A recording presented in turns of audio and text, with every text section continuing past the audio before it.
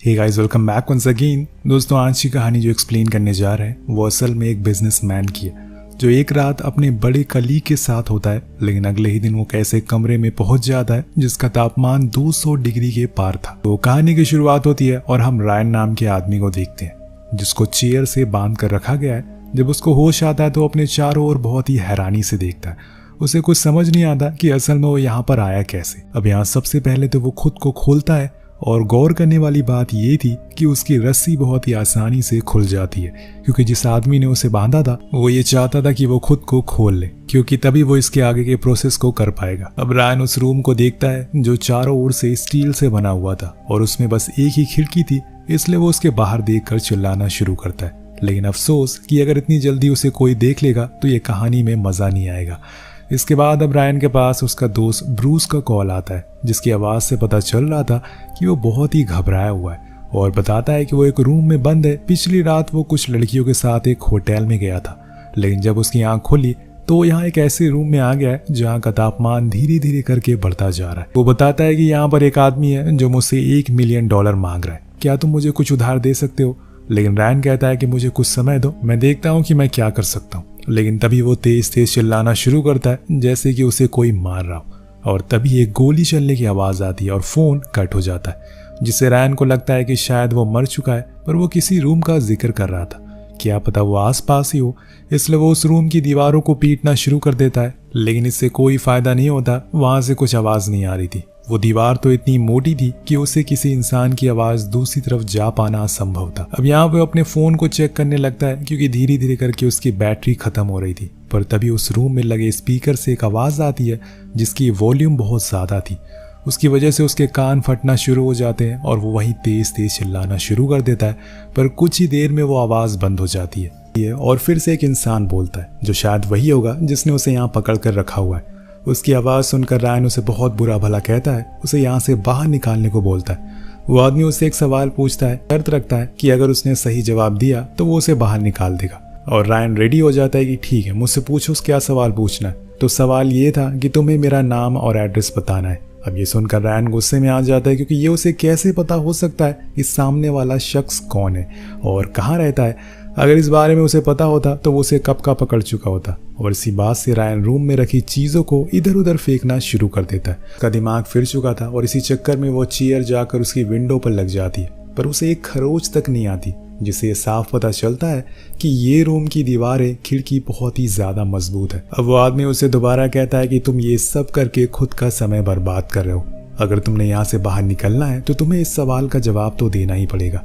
तो रायन सोच में पड़ जाता है कि आखिर यह आवाज़ किसकी हो सकती है, और फिर बोलता है कि मैं कल रात अपने कुछ कलीग के साथ मीटिंग में था, क्या तुम उसमें से कोई हो? मुझे तो यही लग रहा है। लेकिन वो आदमी कहता है कि नहीं, तुम्हारा जवाब गलत है। जिसके बाद उस रूम में लगे हीटर अपने आप शुरू हो जाते हैं। उसके साइड में लगे टेम्परेचर मीटर में हम देख पाते हैं कि ये हीटर इस समय पर 100 डिग्री पर चल रहे हैं, जो किसी इंसान का झेल पाना मुश्किल था। तो रायन भी कहता है कि ठीक है, मैं समझ गया, तुम बोलो अब इसके बाद मुझे क्या करना है, मैं तुम्हारे लिए सब कुछ करने को तैयार हूँ। तो वो आदमी कहता है कि अब जाकर तुमने मेरे मन की बात बोली है। तभी उस रूम में लगे फैंस ऑन हो जाते हैं, जिसमें से ठंडी हवा आना शुरू हो जाती है। इससे रायन को थोड़ी राहत मिलती है। इसके बाद वो आदमी कहता है कि तुम्हें 2 घंटे के अंदर मुझे $1 मिलियन देना होगा। अब ये सुनते ही रायन के तो पसीने छूट जाते हैं, क्योंकि उसका कहना था कि वो बहुत ही मामूली किस्म का इंसान था, वो इतने पैसे कहाँ से लाएगा। और यही बात वो उस आदमी को भी समझाता है कि मेरे पास पैसे नहीं है, पर मैं तुम्हें कुछ पैसे जरूर दे सकता हूँ। पर वो आदमी साफ साफ मना कर देता और तभी एक बार फिर से वो हीटर चालू हो जाता है। जैसे कि उसने कहा था कि हर 5 मिनट में तापमान बढ़ना शुरू हो जाता है, जिससे रायन की हालत खराब होने लगती है। वो बार बार उससे कहता है कि मेरे पास इतने पैसे नहीं है, लेकिन वो उसकी हर बात का जवाब नहीं दे रहा था। अब ये सब करके रायन अपना ही टाइम वेस्ट कर रहा था। उसे कुछ ना कुछ तो करना ही होगा यहाँ से बाहर निकलने के लिए। इसलिए वो बड़े ही सोच विचार के बाद अपने छोटे भाई मैट्रिक्स को कॉल करता है, जिससे कि उसके रिश्ते अच्छे नहीं हैं, और यहाँ तक कि उसने मैट्रिक्स से पिछले 1 साल से बात तक नहीं की। लेकिन वो कहते हैं ना कि जब आप मुसीबत में होते हैं तो सबसे पहले आपको अपने ही याद आते हैं। वो उसे फ़ोन लगाता है और उसे खुलकर सब कुछ सच बता देता है कि मैं न जाने कैसे एक रूम में आ गया हूँ जहाँ का तापमान हर 5 मिनट में बढ़ता जा रहा है, जिस आदमी ने मुझे यहाँ पर बंद करा है वो मुझसे $1 मिलियन मांग रहा है। तुम्हारे पास जितने भी पैसे हैं तुम मेरे अकाउंट में ट्रांसफर कर दो। उसका भाई कहता है कि तुम घबराओ मत, हम तुम्हारी फोन की लोकेशन ट्रैक करके तुम्हारे पास जितनी जल्दी हो सके पहुंच रहे हैं। अब यहाँ वो किडनैपर रायन से पूछता है कि फोन पर वो आदमी कौन था, मुझे बताओ। लेकिन वो चुप रहता है, पर वो कहता है कि रहने दो, मुझे पता है कि वो तुम्हारा भाई मैट्रिक्स है जो कि एक शेरिफ है। अब ये सुनकर रायन शौक था कि आखिर उसे ये कैसे पता है। उसे कहीं ना कहीं ये भी लग रहा था कि शायद ये अनजान शख्स उसका कोई करीबी है जो कि उसके साथ बहुत पहले से काम कर रहा है, तभी उसको रायन के बारे में सारी बातें पता है। अब यहाँ रायन उसको अपनी पहनी हुई वॉच ऑफर करता है जो कि काफ़ी कीमती थी, लेकिन वो मना कर देता है, पर वो उसे बहुत इंसिस्ट करता है ये काफ़ी महंगी है, तुम इसे इस्तेमाल कर सकते हो। पर वो तो उससे कहता है कि मेरे सामने ये घड़ी तोड़ दो। पर रायन ऐसा करने से पहले थोड़ा सोचता है क्योंकि वो घड़ी उसके लिए बहुत ही खास थी, लेकिन थोड़ी देर सोचने के बाद वो उसे तोड़ देता है। समय के साथ धीरे धीरे करके अब उस रूम का टेम्परेचर बढ़ता जा रहा था और इस समय वो है 130 डिग्री, जो कि बहुत ही ज़्यादा है, लेकिन अभी तो ये और बढ़ने वाला है। बस कहानी को एंजॉय करते रहिए। अब रायन अपनी वाइफ एलिस को कॉल लगाता है, उसे फौरन जितनी भी सेविंग हो उसे अकाउंट में डालने को कहता है। उसकी वाइफ घबराते हुए बोलती है कि आखिर तुम इतना डरे हो क्यों, हम अपनी सारी सेविंग दूसरे के बैंक अकाउंट में क्यों डाल रहे हैं। लेकिन रायन गुस्से में कहता है कि मेरे पास समय बहुत ही कम है, तुम जितनी जल्दी हो सके पैसे ट्रांसफर कर दो। अब वो मान जाती है, लेकिन इतने पैसे जुटाने के बावजूद अभी भी 1 मिलियन पूरे नहीं हुए थे। इसलिए वो अपनी मॉम के पास कॉल लगाता है, जो कि कॉल उठाते ही उस पर बहुत गुस्सा होती है क्योंकि रायन ने उनका नंबर ब्लॉक कर दिया था। वो बार बार उसे कॉल करती रहती थी, लेकिन देखिए दोस्तों, आज समय का पहिया घूम गया है। रायन को खुद ही कॉल करनी पड़ी। उसकी माँ उसे बताती है कि तुम्हारे डैड की तबीयत बहुत खराब है और तुम उनसे मिलने तक भी नहीं आए। इन सब बातों से हमें पता चलता है कि रायन बहुत ही मतलबी किस्म का इंसान है। वो अपनी मॉम को समझाता है कि मैं यहाँ पर फंसा हुआ हूँ, मुझे कुछ पैसों की जरूरत है। पहले तो वो मना कर देती हैं, लेकिन जब रायन अपनी तकलीफें उन्हें बताता है तो उन्हें सुनकर वो मान जाती हैं और अपनी जितने भी पैसे थे वो उसके बताए हुए अकाउंट में ट्रांसफर कर देती है। अब यहाँ एक बार फिर से रायन के पास मैट्रिक्स का कॉल आ जाता है, जो उसे बताता है कि हम तुम्हारी लोकेशन पर पहुंच चुके हैं। और इधर रायन उस किडनैपर को बहुत गालियां देना शुरू करता है, लेकिन मैट्रिक्स बताता है कि यहाँ पर किसी तरह का कोई रूम नहीं है, यहाँ तक कि चारों ओर कोई बिल्डिंग तक नहीं है। तब रायन को पता चलता है कि वो किसी और लोकेशन पर पहुंच चुका है। वो उसे दोबारा से सही लोकेशन पर आने को बोलता है, लेकिन तभी यहाँ पर रायन के पास फिर से एलिस की कॉल आती है, जो उससे कहती है कि हमारे घर कुछ लोग आए हैं। और तभी वो चिल्लाना शुरू कर देती है और फ़ोन कट हो जाता है, मतलब कि उसकी बीवी की जान खतरे में है। इन सब चीज़ों से रायन बहुत परेशान हो जाता है, थक हार कर वहीं बैठ जाता है। लेकिन उस आदमी को इस बात से कोई फर्क नहीं पड़ने वाला था, उसे तो बस पैसे चाहिए थे। और इसीलिए वो उस रूम में गर्म पानी का शार ऑन कर देता है, जिससे कि रायन की स्किन जलना शुरू हो जाती है। एक तो पहले से रूम का तापमान इतना ज्यादा था, उसे और तड़पाना शुरू कर देता है। पर इसी दौरान उसे वो चेयर दिखती है, जिसे वो अपने ऊपर रख लेता है ताकि वो पानी उसकी बॉडी पर ना आए। थोड़ी देर बाद शावर बंद हो जाता है और यहाँ रायन को थोड़ा चैन की सांस मिलती है। तब वो उस आदमी से कहता है कि मेरा काफ़ी बड़े और अमीर लोगों के साथ उठना बैठना है, अगर तुम बोलो तो मैं उनसे कहकर तुम्हें पैसे दे सकता हूँ। वो किडनैपर मान जाता है, जिसके बाद रायन काम में लग जाता है और अपने जितने भी क्लाइंट थे उन्हें कॉल करना शुरू कर देता है। इसी बीच उसके पास मैट्रिक्स की कॉल आती है, जो उसे पूछता है कि जब तुम आखिरी बार घर से बाहर निकले थे तो कहाँ पर थे, ये आदमी तुम्हें कहाँ से लेकर आया। रायन बताता है कि मैं अपनी कार को स्टार्ट कर रहा था, लेकिन उसी समय मेरे पीछे से कोई अनजान शख्स आया और उसने मुझे बेहोश कर दिया।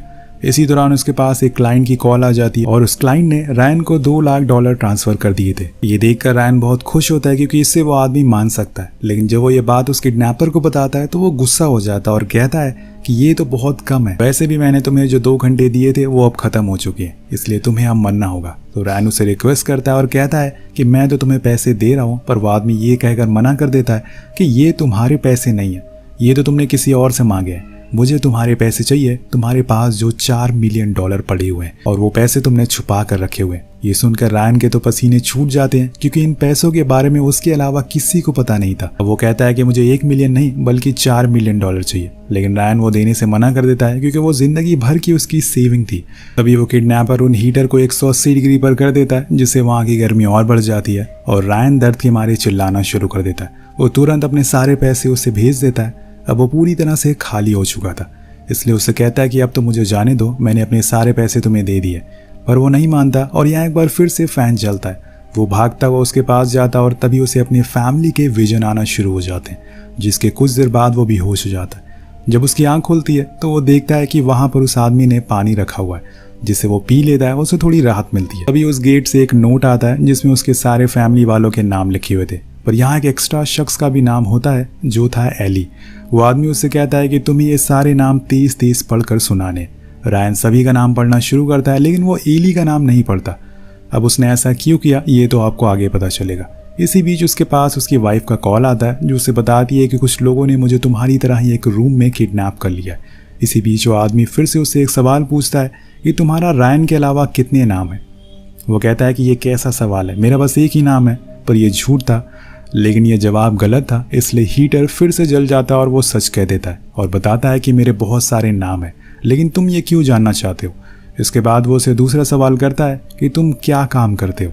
तो रायन बताता है कि मैं एक ब्रोकर हूँ, लोगों के पैसे कहीं दूसरी जगह पर इन्वेस्ट करता हूँ। अब ये सही जवाब था। इसके बाद यहाँ पर कहानी में एक ट्विस्ट आता है। रायन के पास एक बॉक्स आता है जिसमें एक कटी हुई उंगली थी। तभी उसके पास एलिस की कॉल आती है जो उसे बताती है कि उन लोगों ने मेरी एक उंगली काट ली है, आखिर तुमने ये क्या किया है। तभी उसके फ़ोन पर एली की भी कॉल आ जाती है और उसे पूछती है कि ये एलिस कौन है। उसकी आवाज़ एलिस सुन लेती है। अब दोनों ही लड़कियां रायन से सवाल करने लगती हैं और यहाँ रायन बुरी तरह से फंस चुका था, इसलिए वो सच बोल देता है और बताता है कि मैं बैंक में काम करने वाली लड़कियों को फंसा लेता हूँ और फिर उनसे शादी कर लेता हूँ ताकि मेरे पास काफ़ी पैसे हो जाए। ये सब सुनकर वो दोनों बहुत गुस्सा हो जाती हैं और उसे बहुत गालियाँ सुनाती है। अब रायन को भी कहीं ना कहीं समझ आ गया था कि उसने जो किया है वो गलत है, इसलिए वो उनसे कुछ नहीं बोलता। इसके बाद उसे एक दूसरा बॉक्स मिलता है जिसमें एक बंदूक थी। वो आदमी रायन से कहता है कि तुम्हें अब खुद को गोली मारनी है। रायन ने भी यहाँ खुद को दोषी मान लिया था। अब ना तो उसके पास फैमिली है और ना ही पैसे हैं, इसलिए वो उस बंदूक को अपने सिर पर लगाकर ट्रिगर दबा देता है। लेकिन इत्तेफाक की बात यह है कि उस बंदूक में गोली होती ही नहीं है। दरअसल ये बस उसका एक टेस्ट था जो कि उसने पास कर दिया था। अब इसके बाद गेट खुलता है, लेकिन जैसे ही वो बाहर जाता है उसे दूसरी ओर से मैट्रिक्स बाहर आते हुए दिखता है जिसके हाथ में बंदूक थी। वो उसे देखते ही समझ जाता है कि जो कुछ भी उसके साथ हुआ है उसके भाई ने ही किया है। पर वो उसकी वजह पूछता है तो वो बताता है कि क्या तुम्हें याद है, एक बारी मैंने तुमसे कुछ पैसे मांगे थे जिस समय मेरी बेटी बीमार थी और हमें $3 लाख की ज़रूरत थी, लेकिन तुमने साफ साफ मना कर दिया जिसकी वजह से वो अब इस दुनिया में नहीं रही। ये सुनकर रैन को बहुत बुरा लगता है। उसे एहसास होता है कि उसने कितनी बड़ी गलती कर दी। तभी उसके पीछे से उसकी दोनों बीवियां आ जाती हैं जिससे वो समझ जाता है कि ये सब उनके साथ मिलकर ये काम किया है। लेकिन यहाँ एलिस उसके पास आकर कहती है कि तुमने जो भी कुछ किया था उसकी गलती तुमने मान ली है, इसलिए चलो हम घर चलते हैं। लेकिन तभी पीछे से एलिस को गोली मार देती है और मौके पर ही उसकी मौत हो जाती है, क्योंकि उसे बस पैसों से मतलब था और वो पैसे चाहिए थे। वो कंप्यूटर में चेक करती है जो रायन ने पैसे भेजे थे, लेकिन वहां पर उसे कोई भी पैसे दिखाई नहीं देते क्योंकि पूरे पैसे खाली हो गए थे। तो यहाँ पर वो अपनी चाल चलता है और इस बात से एली खुश नहीं होती। वो रायन को उल्टा सीधा बोलने लगती है और तभी मैट्रिक्स उसे गोली मार देता है। तो यहाँ रायन कहता है कि मुझे पहले ही पता था कि ये सब तुम्हारा ही काम है, क्योंकि जब तुमने मुझसे वो वॉच तोड़ने को, वो घड़ी तोड़ने को कहा था, तभी मैं समझ गया था कि वो वॉच डैड ने मुझे गिफ्ट करी थी, ना कि तुम्हें। और इस बात से तुम मुझसे हमेशा जलते रहे हो क्योंकि मेरे पास ज़्यादा पैसे थे। वहीं जब मेरे पास एलिस की कॉल आई थी तो उसे पहले से ही पता था कि मुझे किसी ने किडनैप किया, वरना मैंने तो उसे ये बताया भी नहीं। मैट्रिक्स कहता है कि पर तुमने तो मुझे सारे पैसे ट्रांसफर कर दिए थे। तो रायन यहाँ खोलता है असली पत्ते। उसने असल में एक डेल्टा अकाउंट के जरिए पैसे ट्रांसफर किए थे जो बस कुछ ही देर के लिए शो होते, जिसके बाद वो वापस से रिटर्न हो जाते हैं। पर वो उसे पूछता है कि आखिर तुम्हें सब कुछ पता ही था तो तुमने बंदूक क्यों चलाई, तुम खुद को क्यों मारना चाहते थे। अब इसके जवाब में रायन कहता है क्योंकि मुझे पता चल चुका था कि मैंने जो भी कुछ किया है पास्ट में वो गलत था। अब यहाँ पे मैट्रिक्स को एहसास हो जाता है कि उसने जो भी कुछ किया है वो भी गलत है और इसीलिए वो भी उससे माफ़ी मांगता है और कहता है कि हमें अब घर चलना चाहिए। लेकिन हम अगले सीन में देखते हैं कि रायन अकेले घर की तरफ जा रहा है क्योंकि उसने अपने भाई को उसी हीटर रूम में बंद कर दिया ताकि वो भी अब वही महसूस करे जो उसने किया। तो दोस्तों, आपको क्या लगता है कि इस पूरी कहानी में कौन सही है और कौन गलत है, रायन या फिर मैट्रिक्स? कमेंट जरूर करके बताइएगा, जिसके साथ ये कहानी यही खत्म हो जाती है। मिलते हैं अगली वीडियो में। Peace out.